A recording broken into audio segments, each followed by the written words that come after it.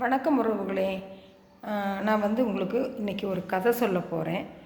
ஒரு காரில் 4 பேர் போயிட்டுருக்காங்க. அதுக்கு பின்னாடி ஒரு கார் அவங்கள ஃபாலோ பண்ணி போயிட்டுருக்குது.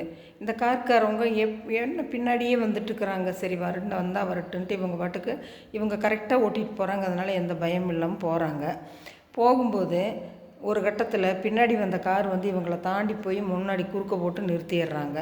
இவங்களும் இறங்குறாங்க, அவங்களும் இறங்குறாங்க. இறங்கணுன்னு பார்த்தா அது போலீஸ்கார், பின்னாடி தொடர்ந்து வந்த கார் போலீஸ்காரரோட காரு.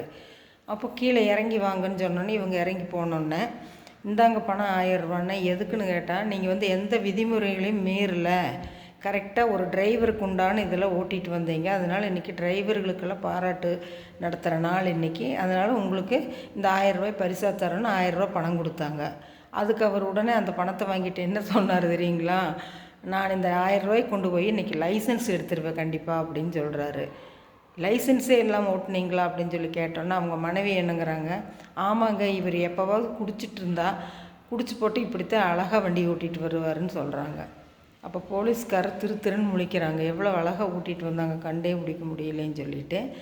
அப்புறம் இவங்க மனசுக்குள்ளே நம்ம இன்றைக்கி போய் அதை கண்டிப்பாக ஃபாலோ பண்ணிக்கணும், லைசன்ஸ் எல்லாம் எடுத்துக்கணும், இனிமேல் குடிக்கக்கூடாதுன்னு நினச்சிக்கிறாங்க. ஏன்னா பணம் வந்தோடனே பணம் கொடுத்துருக்குறாங்க பார்த்தியா, நம்மளை நம்பி நம்ம இனிமேல் குடிக்கக்கூடாதுன்னு அவரும் நினச்சிக்கிறாரு.